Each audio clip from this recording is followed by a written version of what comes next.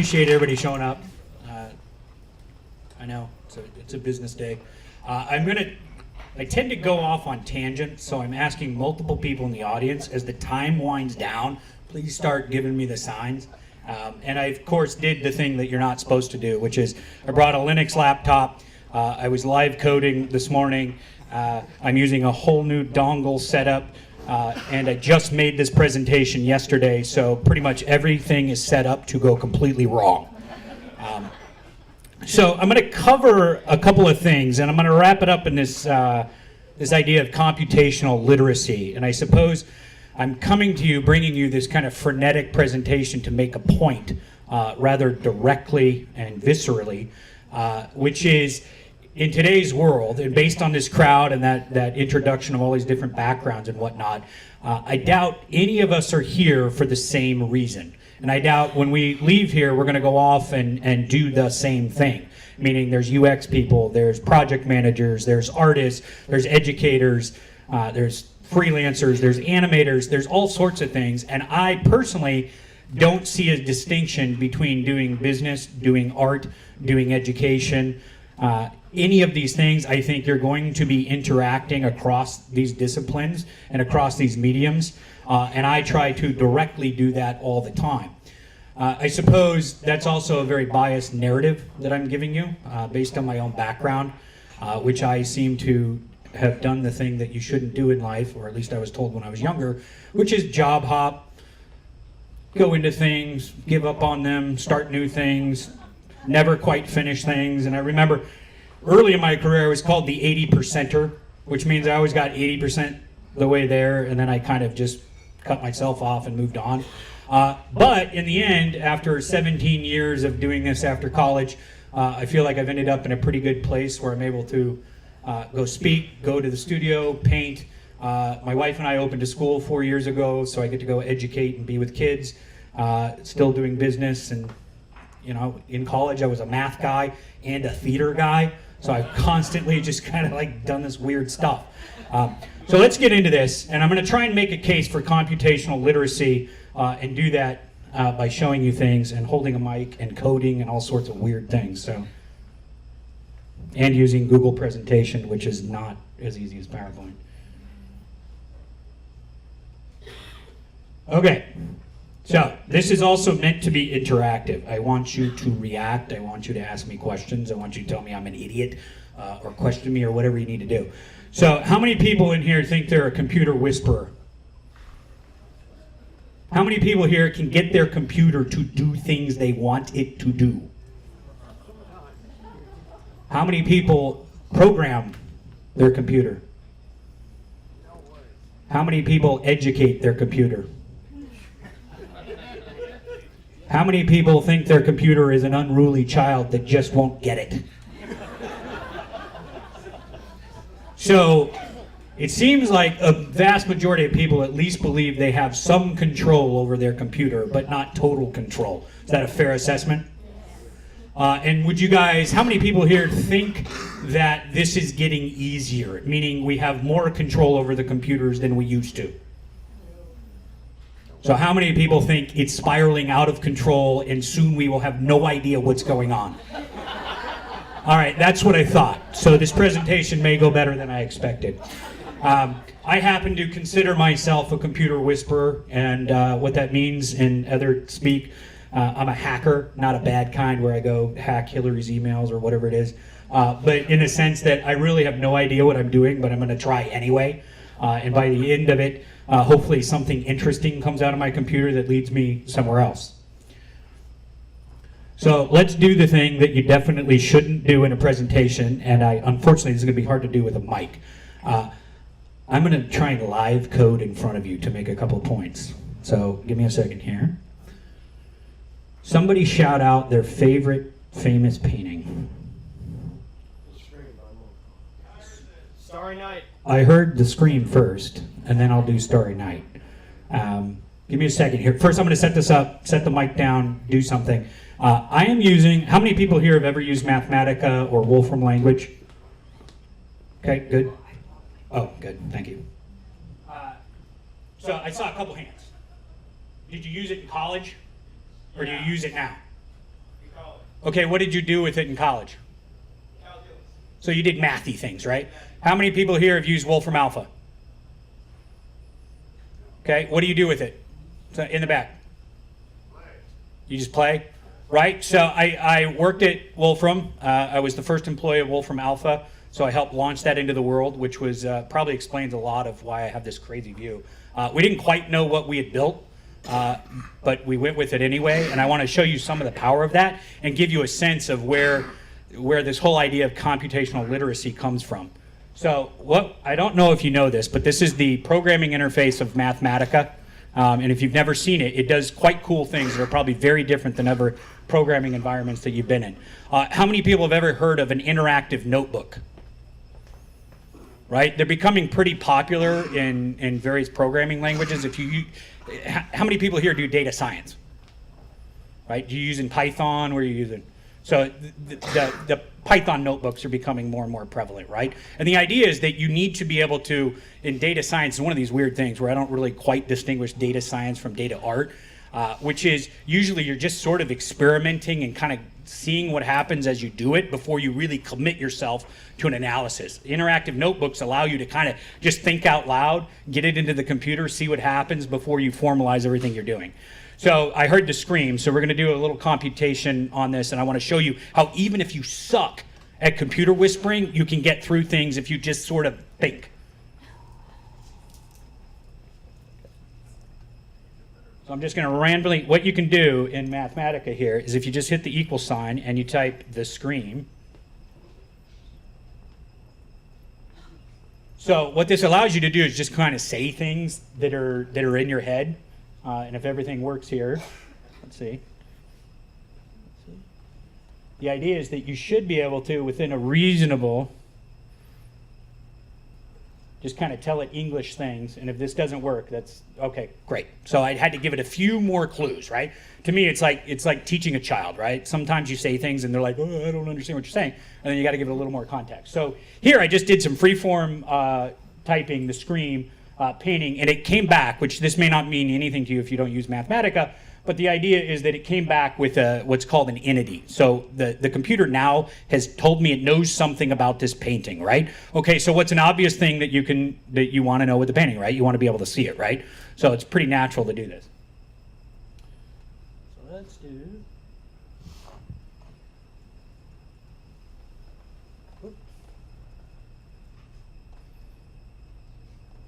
So quiet in here now.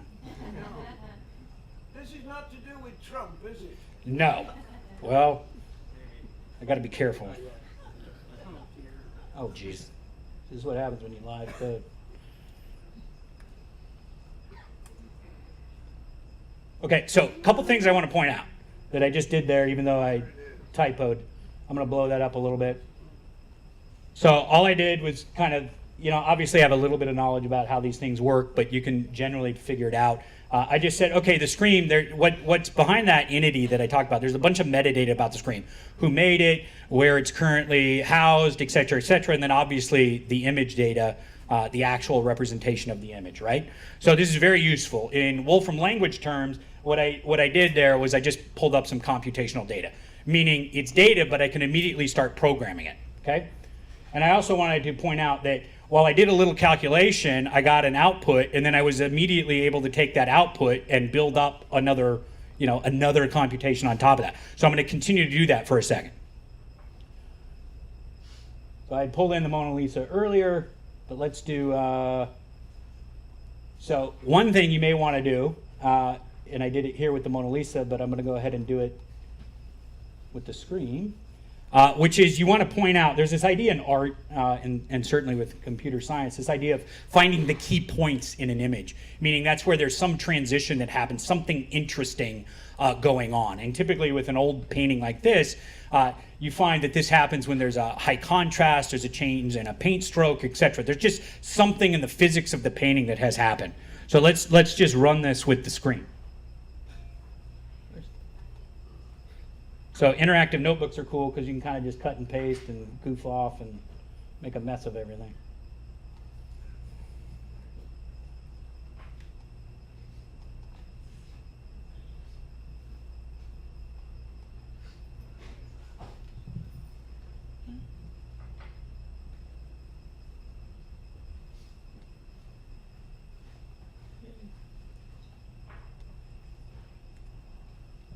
Okay, so that got me some numerical data, which then I want to plug that in. I'm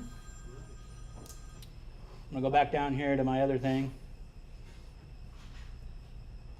I could have done this, but I just wanted to show you in steps, like how this kind of works.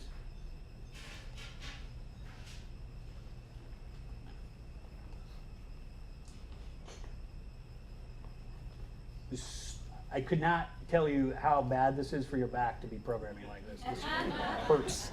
You can look at your screen. I think we'll still work. No, because the way that Linux works by default, it's got all this crazy stuff here.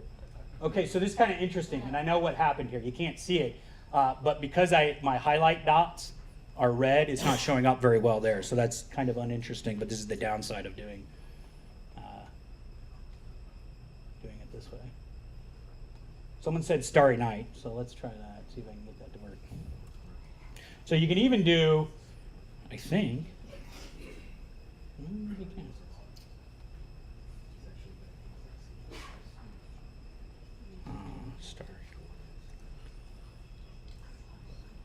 Starry Night. Cheers.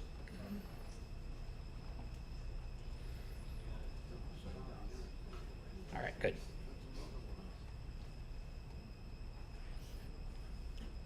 Kind of doing this the long. I just want to get a different painting in it.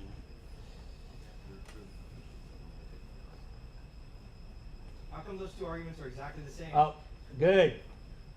Thank you. I'm going to move on from this because I want to keep going.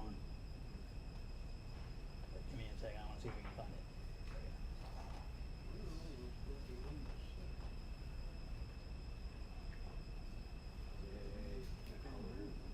it. I know. I like to struggle in front of people to give you confidence that you too can struggle. Now, obviously I did something wrong there because I did the screams key points on Starry Night, which I didn't want to correct that only from the point that the computer sort of knows what you're doing, but not completely, but it's also sort of interesting to remix things. As an artist, I constantly am doing this just to play around. It would be kind of interesting to map the scream onto, Starry Night. I don't know, maybe there's things that you can find out about every painting that's ever been painted. Do they all sort of have the same composition? Turns out, actually, you can find a lot of compositions are basically the same between master painters. So just to make another point, something I kind of pre-computed, but I did it real quickly at a coffee shop before here. I downloaded the last 500 of my Instagram posts just to show you like how crazy. Scroll up. Just how crazy easy it is to blend these worlds. That's a lot of Instagram posts, which my wife reminds me all the time. You post a lot and don't seem to get a lot of work done.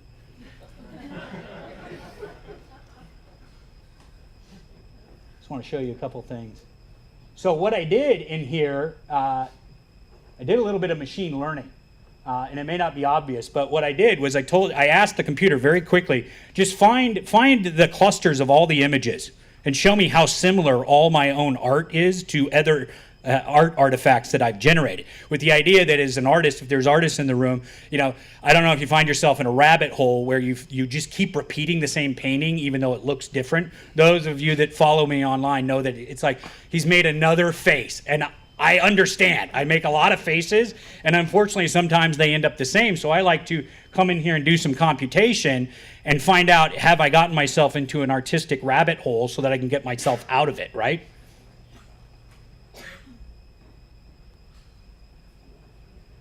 Somebody mentioned Trump, and it's just kind of funny that it just randomly...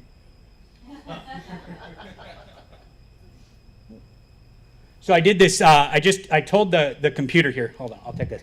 What I did was I have this little thing that says process the image and do something interesting to it, right? This is how I compute. I literally am like, throw things at it and see what comes out. And so I said, select a random image and do a bunch of processy things on it. So what it ended up doing here, it found the key points and it highlighted in this image, this cartoon I made of Trump, because I'm illustrating a child's book for Trump and Brexit. It's a very strange thing I'm doing.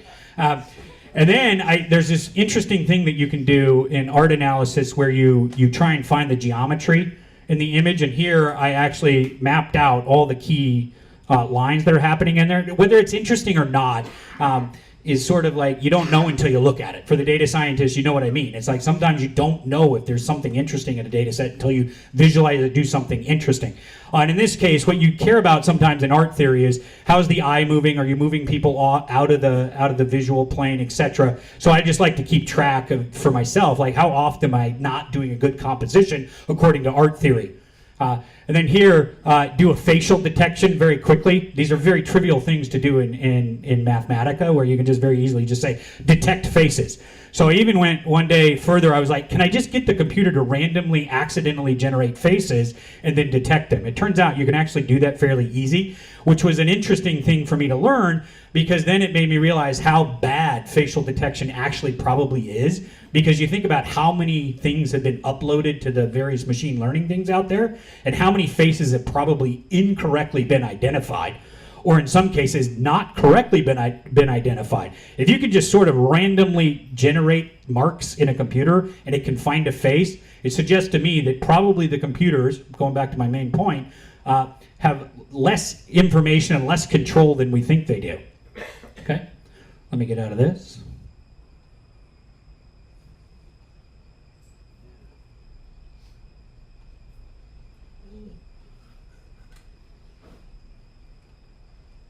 How many people here use Linux as their main machine? That's one. It's pretty diabolical. So it's another thing I do. I'm trying to give you some insight in how I think about things, which is I try to specifically, both in business and in art and in education, use the worst possible tools I can to make sure that I can be productive at the worst levels of technology, spaces, situation, internet connection, because I figure if you can become effective and proficient with the worst stuff, you probably will be amazing with the best stuff. So this is why I present with Linux, because if I can actually get a point across with Linux and not crash, I feel like I could easily do it on a Mac, right? Okay, so now we're going to get into this. I wanted to show you that I can struggle in front of you. The computers are sufficiently good at understanding really, really weird, person instructions, and you can actually get somewhere. I don't know if it was obvious to everybody, but what I did there, even those dumb little examples, was actually pretty complicated. And had you attempted to do that stuff 10 years ago, you probably would have needed a team of 10 engineers and a project manager, and you would have had arguments about an agile process and all sorts of things. But luckily, we've built enough machinery that you can sort of just get going. How many people here have played with Google Cloud? You done any of the weird machine learning things that you can do on there? You should try it, because it's actually remarkably easy to just sort of throw data at it and have it tell you things, which is also sort of scary when you think about how easy it is for hackers and other people to do those sort of things too, right? So to me, this is part of making the case that everybody in this room needs to start playing with these things, because everybody else is. And so you're falling further behind if you're not exploring these things, and they shouldn't be left only to the techies and the nerds and the scientists. Everybody in this room, I hope I showed you by struggling on stage in front of you that you can just go do it in the privacy of your own home and get proficient at this stuff. So the real clear point I can make here, how many people have seen this data before that I've got on the screen? This is this idea that everybody thinks everybody else's job is going to get automated, but not theirs. This is the scariest data I've seen in a long time. Partly because you can see, those with the least education believe they are the least likely to be affected by automation. But it doesn't necessarily get that much better, frankly, for people with more education. Particularly, I can prove that these 40%ers, or these 60% in finance, have really, really missed something. And this isn't to make everybody feel bad, but it's meant to make a point that we are currently very illiterate about our current situation. And it isn't to make you scared of the computers. I'm trying to say, look, we can get control of this thing, but we have to be a little bit more honest than this data suggests we are being. So what is this illiteracy that we're suffering from? And I don't want to, this is not making a case for Skynet versus humans. I am making a case that the idea is the world is getting more complicated and more complex. There's more stuff you need to know to get through in life. And I think these kind of sessions and General Assembly and all these retraining type things that we have in life are very important, because the fact is we're going to live until we're 80. We're going to have 5 different careers. We're all going to need to constantly retrain, because technology is kind of every time you think you know something, it's making it irrelevant to a certain extent. And why is that? I don't know how many people have seen this data. Obviously, everybody knows there's about 7 billion people on the planet. But when did we achieve 7.2 billion mobile devices, smartphones in the world? Does anybody have a guess which year? Someone said last year. It's 2014. So I'm sure this number is, probably 8, 9 billion. Then put that on top of the 2 billion desktop, laptop computers out there. And then, who knows how many Internet of Things sensors, RFID things, just things that are digital, interesting, computable objects. I see phones in these conference rooms, all sorts of weird things. There's probably more devices in this room right now than there are people. And so my point isn't that the machines are somehow forming into Skynet and are going to take everything over, but the machines are making things more complicated much faster than we are understanding them. Right? And so my case here isn't for intelligence or AI necessarily being the thing that we have to master, but it is this idea that we already thought the human experiment was very complicated, but the machine experiment has grown much more complicated, much faster than the couple of million years it took us to get to this point with humans. Okay, then you move into this second category, which I sort of hinted at earlier, which is this bias-variance trade-off. How many people have ever heard of that concept, the bias-variance trade-off? Great. Somebody in the back. It's a very important thing, I think. And it kind of came out of statistics and machine learning, but basically what it means is no matter what you're learning and whatever device you're using to learn, you are always making a trade-off between a biased model of whatever you're studying or investigating or thinking about and a variance. And what that means is you want to think about a target, right? A biased model is going to consistently hit a certain area on the target but miss the actual bullseye. A very variable model is going to sometimes hit the mark but is going to be all over the target. What you're trying to do in machine learning is find this nice kind of like dip in the curve where you've got a nice trade-off where you're learning things, but you're not all over the place too much. You're not missing the mark all the time, etc. And this is constantly a moving target with machine learning because the world is complicated, because most things actually aren't very tractable to understand. So a couple of very obvious examples to make this point. So humans are very good and have been incredibly good at teaching the machines every bad bias that we have invented in the history of humans. How many people here remember that story last year, I think it was, Microsoft releasing that bizarre chat bot? And it was like within 10 minutes, it became the most racist entity, known to humankind, right? And it was like, okay, well, that makes a point about humans, right? That, gee, why do we feel like we need to train new things with terrible things? But it also kind of shows you that even with the state of the art in machine learning and machine intelligence, it's very easy to bias models. And it got to the point, right, where they just basically had to shut it down because its memory had grown so biased from the beginning that it couldn't just get rid of the racist tendencies, right? And how many people think it's the job of the programmer to solve that problem? How many people think it's even possible for a programmer to sit down and know the ethical implications of everything they're doing? Who else could, if not the programmers? Because nobody else is going to understand it. Right. So the case was making, who else would understand the program? How many people here understand any of the programs that they've written, if you've written a program? You do? I'm curious, it's an open question. It's like, are systems that are open like this even understandable? Yeah, if the programs are simple, you understand what they're doing. If it's something that you design to do a few things. Give me an example of a simple program. Take some information and give us an average. Take some information and give us some piece of that information based on some. Okay, let's do this. This is a good sidebar. I understand your question, but it's a straw man because you want to give a programmer an out. You can't give an organization an out. maybe an individual. Well, right. So we're getting that. This is good. You're kind of going where I want to go to a certain extent, which is I don't know. Just like in our justice system and everything, we don't hold people fully accountable for everything that goes wrong in life. I don't think we can hold every programmer that writes a program fully, have blame them for everything that's going on. The fact is, most interesting things that we do with a computer are not computable, meaning we can't know beforehand how they're going to go. And I'm going to make this point very simple. How many people have heard of cellular automata? Turing machines? Right? Okay. I've never operated a computer with a handheld mic. No, I got it. It's all good. Yeah. Oh my goodness. No, I actually need help.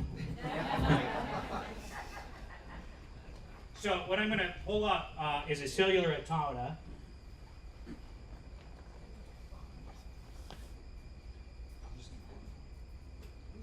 So this is known as Rule 110, and it's a very simple program. Meaning, I'll explain this, kind of interesting. These are what's called rule icons. And they basically say in this top line, if there's a black cell here, and to the left is a black cell, and to the right, or whichever orientation you're at, in the next evolution of this program, turn that cell white.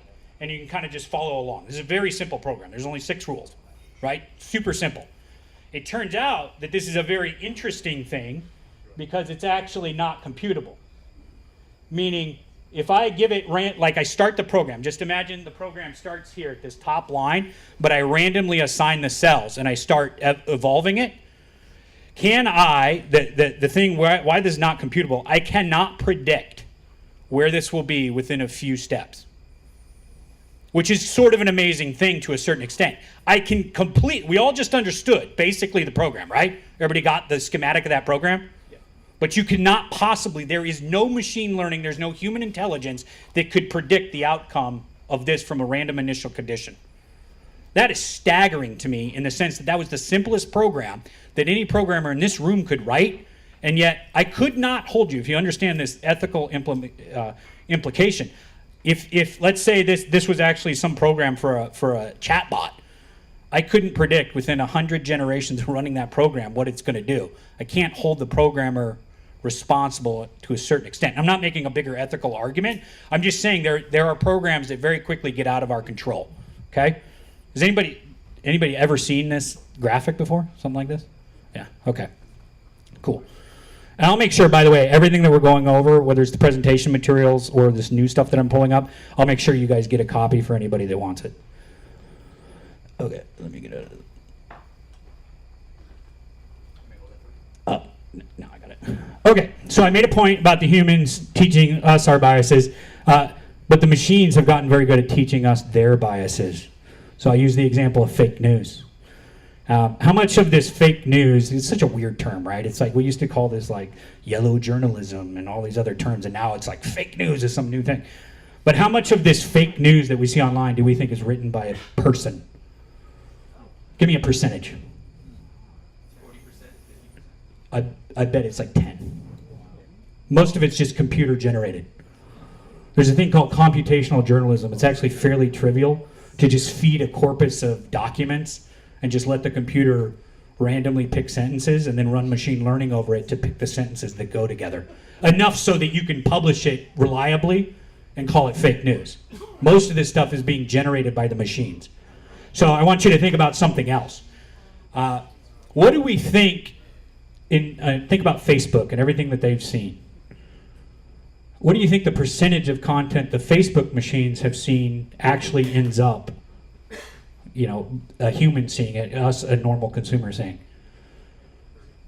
There's probably a pretty low percentage. I don't know what the latest figure is, but imagine how much the machines have learned about terrible things that you never see. And the machines, when the machines are learning on this, and I mean that because I've run a couple social network things and a couple video upload sites, it's very disturbing what the machines are machine learning on, right? They're learning a lot of weird stuff that you actually, hopefully I made the point a little bit, that is very hard to get the machines to forget it. So if you think about all the terrible content that's been uploaded, all the fake news that's been uploaded, all the horrific images that have gone into Facebook and YouTube and Google, the machine learning has learned a lot of bizarre human things that probably we wouldn't want our kids to learn. Which then gets me into this third bucket, which is probably the biggest one. Anybody here have a good definition of knowledge? What's a fact? Somebody give me a fact. You're up on the stage with the microphone. Okay, what makes that a fact? I'm looking at you, I see it. Does everybody else agree with that fact? Yes? Everyone has enough of the same understanding of what the definition is, and everyone can observe whether or not it's true. Yeah. That's my definition. Justifiable belief is, I think, the philosophical term, which is sort of an interesting thing, right? I'm not. Go ahead. But then you could say that the Earth is flat because we're all observing what looks like flat Earth. Right. And so how do we, if we go back, and we won't do too much of a history lesson, but how did we get past that? They observed that ships were the Yeah, masses experiment. going More into observations, other observations. And then we had to communicate those observations and convince enough people to get on a ship and not fall off the edge of the earth, right? It's just bizarre. You've got to cross all these boundaries I'm making a case for, right? And a term that I use is called foraging. We have to constantly forage for the edge of knowledge. We constantly got to prove or disprove facts. Because I think you guys kind of were hinting at the way that I think about it too. A fact is only a fact until something, you get a better perceptive tool to think deeper about that fact. So an example would be, we knew the speed of light within a reasonable precision, but over time we've developed better tools that helped us really get to a much higher precision of the speed of light, et cetera, right? So how many people use Excel every day? Do you know how it does its math? Floating point. Anybody know what a floating point is? Yeah. Do you know if you go in there, you can within about 10 cells have a compounding error that's so big? If you right, and this is how many people think their business runs on Excel basically? It's pretty bad. It's terrible. The math, and it's not because the programmers were bad. I know we're running. I saw the time check. Yeah. Okay. It's not because the programmers were bad. Excel was invented in a time when the memory space for a computer was too small, so you had to make some trade-offs. So we just decided, okay, 32 bits is the precision that we have. It turns out for calculations we like to do in today's world, 32 bits is not enough, and you very quickly run into a compounding error that if you were running a hedge fund on Excel, you're probably losing tons of money. Or maybe you accidentally or randomly making a lot of money, and you have no idea why you're doing it.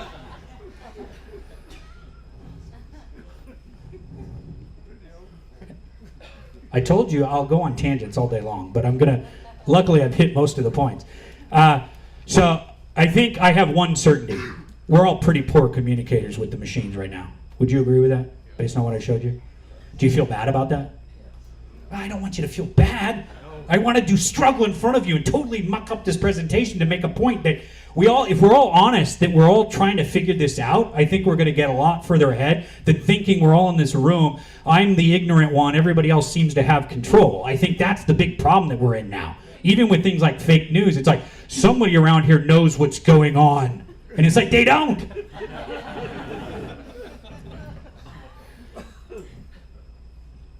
So, the big statement, if I were to leave you with one statement, I want you to kind of keep in your head and take the positive version of this.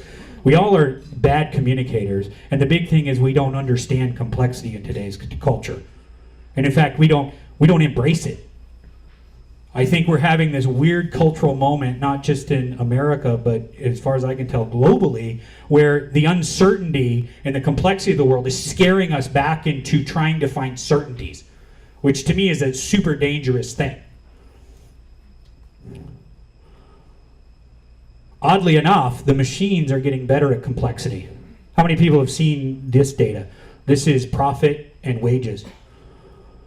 We have now lost the correlation between corporate profits and human wages, which to me is a very frightening data point in the sense that the companies are making lots of money, but it's not coming to me or you. or people who are working very, very hard, and it's not getting better. And if I were to say, okay, well, we could blame a lot of people, right? Like I could blame the CEOs or whoever you want to do. Or, to me, I want to look at something else. How many people knew that this was the amount of market activity in the stock market that was being done by algorithms? The algorithms are having no problem handling today's complexity. And they're doing this. They're making corporate profits go up because they, the corporations own these algorithms and the bank accounts that these algorithms talk to, etc. This is not going to get less. We're not going to all of a sudden return to traders on the trading floor doing all this trading. The computers are going to keep trading to the point probably where they'll just trade between themselves. So here, I'll just let you read this slide.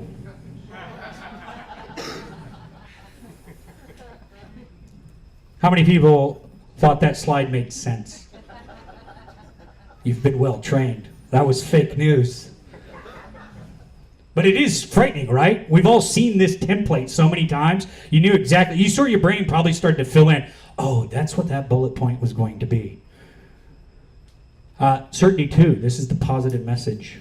You are sufficient. Nobody in here is deficient. And we're actually all sufficient for handling this complexity. We all are. Who's heard of the term universal computer? A universal computer is a computer science term for a computer that anything that can be computed, a universal computer can compute it. Rule 110 is a universal computer.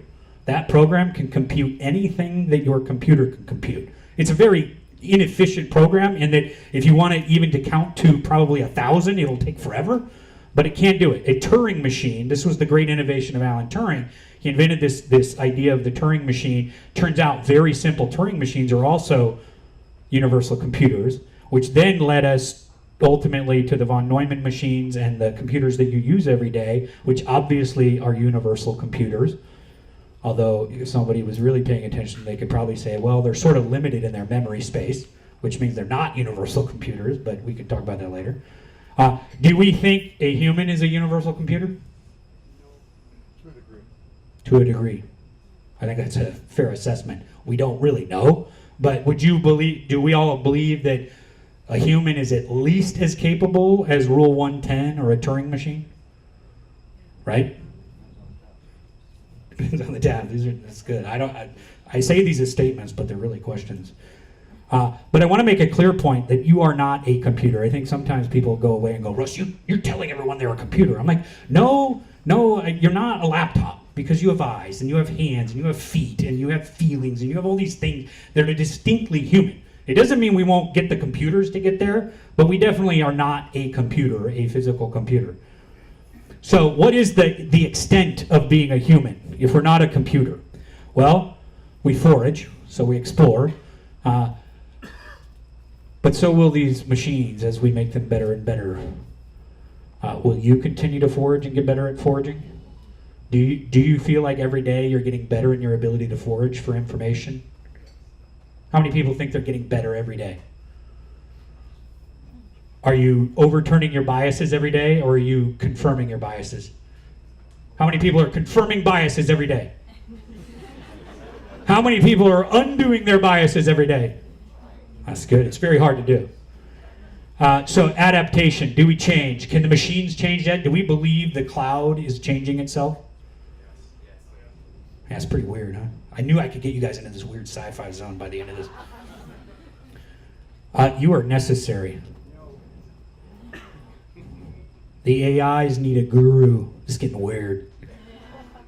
But I mean, I chose these words for a reason, because I was trying to build this story, the idea that if we don't want the AIs to be racist and terrible and mean and greedy, do we think we're going to be able to program that in by like writing the right code? How many people think if we program it in, we'll get it right? Do we need to train them? What's the difference? Well, can you program a child? How many people think we can program a child? I'm not a Scientologist, but Right. How many people think we educate children? So this gets to the main point. How many people have read either one of these books?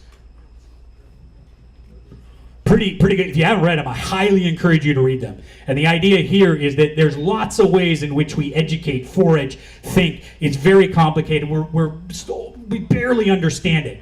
And yet we're still making machines that are getting closer and closer to mimicking this exact same thing, which is sort of some weird fractal thing, where we're making machines that can do this thing we barely understand.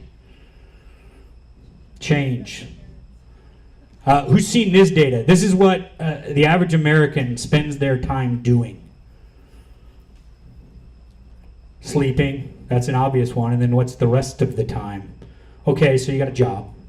And then you got all this other stuff. So, all of this to me is about changing. You're constantly foraging. I don't know how many people know about sleep science and what goes on when you dream. But some theories are that when you dream, your body is shutting down all your sensory perception, the conscious sensory stuff, so that your brain has more horsepower to run over everything that you learned that day. So when you're dreaming, it's your brain cycling over your spatial maps, your relationships, anything that's going on in there. How many people have lucid dreams? Yeah, pretty weird, huh? And you can only get into that state when you literally have shut other data out of your consciousness, right? I think how many people think the machines are lucid dreaming right now? Do you think the AIs are going to end up different than we are? Yes. Why?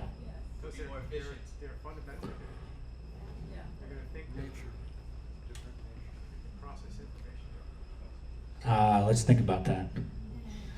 Because I'm not disagreeing with you. Why does your computer go to sleep?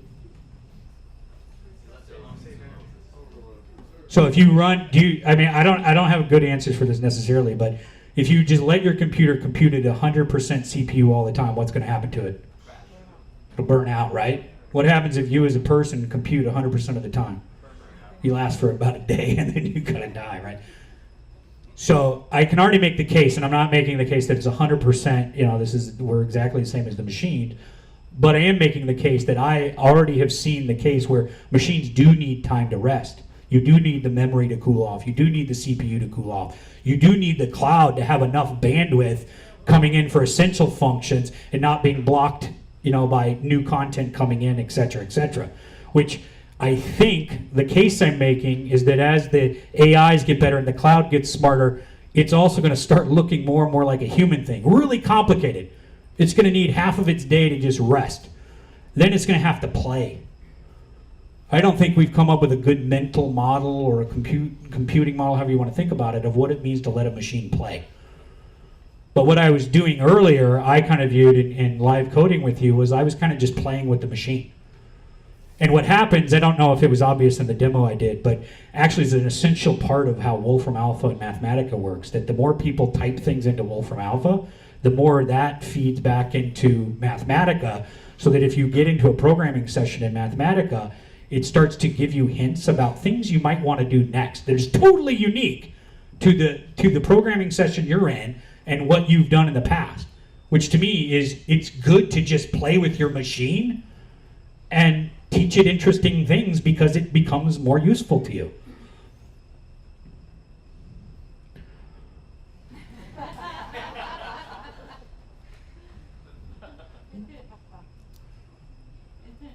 Talking about business, which is I think why a lot of people are here, networking, business.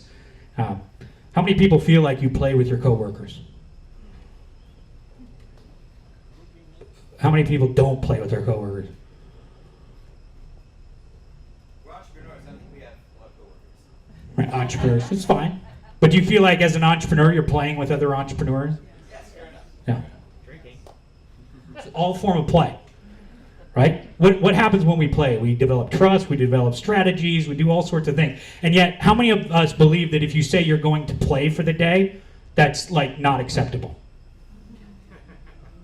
Right? It's like I see these half hands. It's like, I don't really want to admit. But you know what I do? I play all day. But in the process of playing, I believe I'm doing the best kind of business I can, the best kind of data science. AIs have already taken your job. I made that point earlier with the algorithmic trading. 80% of the market's value is being completely driven by an algorithm. How many people in this room have written an algorithm to trade stocks?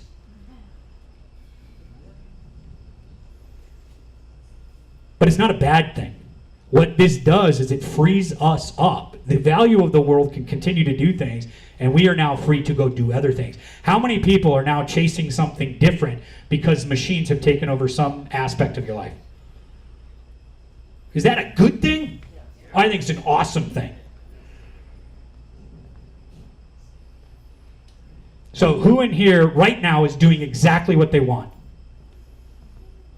That's pretty good. That's a good percentage. I hope we can get everybody in this room to be doing what they want. And this is kind of my wrap up.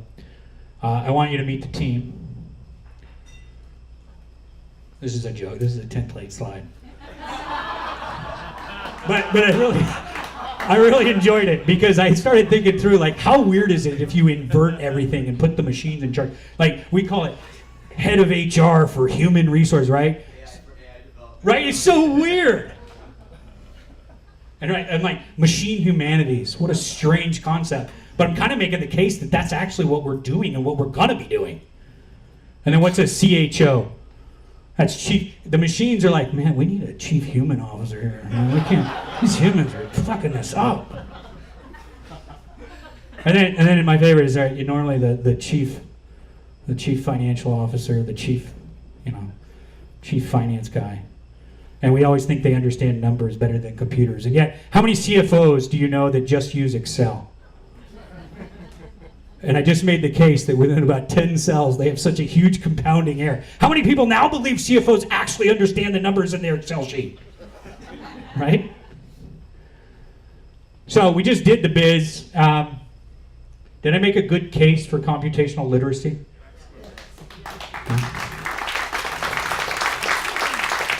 Thank you. I do, before I hand the mic over, and we'll do some Q&A for whatever time's left. Please check out all these different things.